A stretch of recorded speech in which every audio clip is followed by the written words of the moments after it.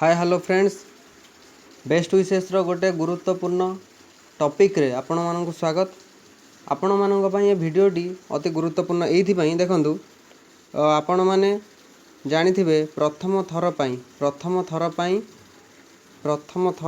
किए करूछंती प्रथम थर पाई नेइके आसुचंती आपणक पाई ओडिशा गवर्नमेंट स्टेट गवर्नमेंट प्रथम थर पाई केवल बीएससी नर्सिंग रे करूछंती कोन ना स्टेट कॉमन एंट्रांस एग्जामिनेशन केवल बीएससी नर्सिंग ये गुरुत्वपूर्ण।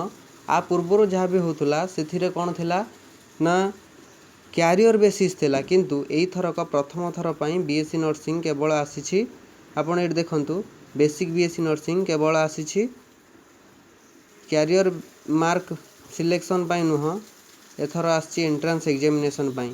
आपण माने जानि पारुथबे यही एंट्रांस आपणों ପାଇଁ केते गुरुत्वपूर्ण से ए टॉपिक आलोचना करने को जाउछि।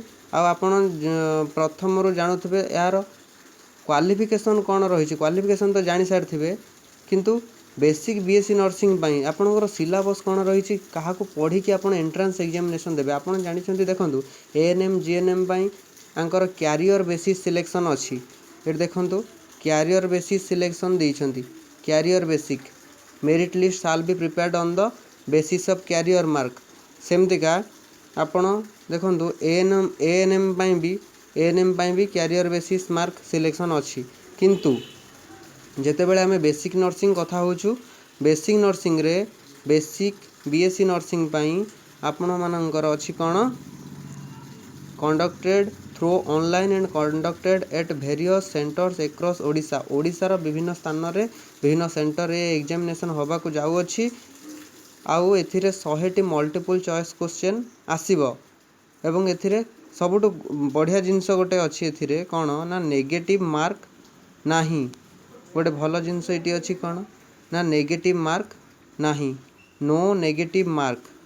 ठीक अच्छी, तो एथिरे नो नेगेटिव मार्क अच्छी, कौन सी रॉन्ग आंसर पाई नो नेगेटिव मार्क दिया जीवो नाही।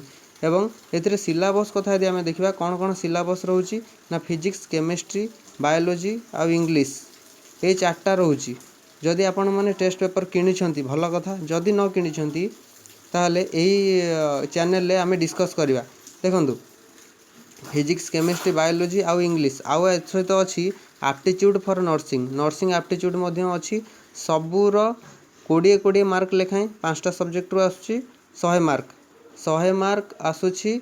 आउ 100टी क्वेश्चन गोटा हूँ 1 मार्क। एथिरे कौन जदि 50% मार्क आपण रखुचंती ताहले आपण क्वालिफाए होउछंती। ठीक अच्छी, तो minimum qualifying marks for entrance test shall be 50% mark. एथिरे आमे जाननेले आउ कौन अच्छी ना 2 घंटा हो यार टाइम। आउ एग्जामिनेशन रो मीडियम माध्यम होउची कौन ना इंग्लिश। जदि एथिरे कौन अच्छी ना एंट्रांस मार्क रे आपण 2 जनकर धरंतु समान मार्क अच्छी, तेबे कौन करा जिवो ताहले एथिरे बायोलॉजी जदि आपण +2 रे आउ 10th रे बायोलॉजी रे अधिक मार्क रखिचंती ताको कंसीडर करा जिवो, से 2 जनकर कंसीडर करा जिवो। आउ 10th +2 रो एग्जामिनेशन जो इंग्लिश मार्क अच्छी ताको कंसीडर करा जिवो। जदि सी भी समान अच्छी ताहले डेट ऑफ बर्थ रो सीनियरिटी अनुसार आपण को कंसीडर करा जिवो। आ आपणकर कथा होची जेतेबेले आपण एग्जामिनेशन दवा पई जिवे सेतेबेले आधार कार्ड भोटर आई कार्ड जहाँ भी अच्छी photo ID proof admit card आपको सब नहीं जावाक पड़ो। तेणु ये हूँ सिलेबस कथा। आगु को आम देखा टॉपिक विषय में कथा हाँ। आज ये जदि नुआ आसछंती चैनल को सब्सक्राइब करूँ, लाइक करूँ, शेयर करूँ। जार दरकार जो मैंने बीएससी नर्सिंग करने चाहते ए वीडियो को निहाती गुरुत्वपूर्ण महत्वपूर्ण अच्छी से शेयर कर दिंतु। रोची आगामी अध्याय आउ सबू सिलेबस कौन कौन सब पड़ो ताकू नहीं चर्चा करवा। आपड़ जोड़ी होगी रुहतु। आम टार्गेट बेसिक बीएससी नर्सिंग को आम फुलफिल करवा। रोची tata bye bye, thank you friends.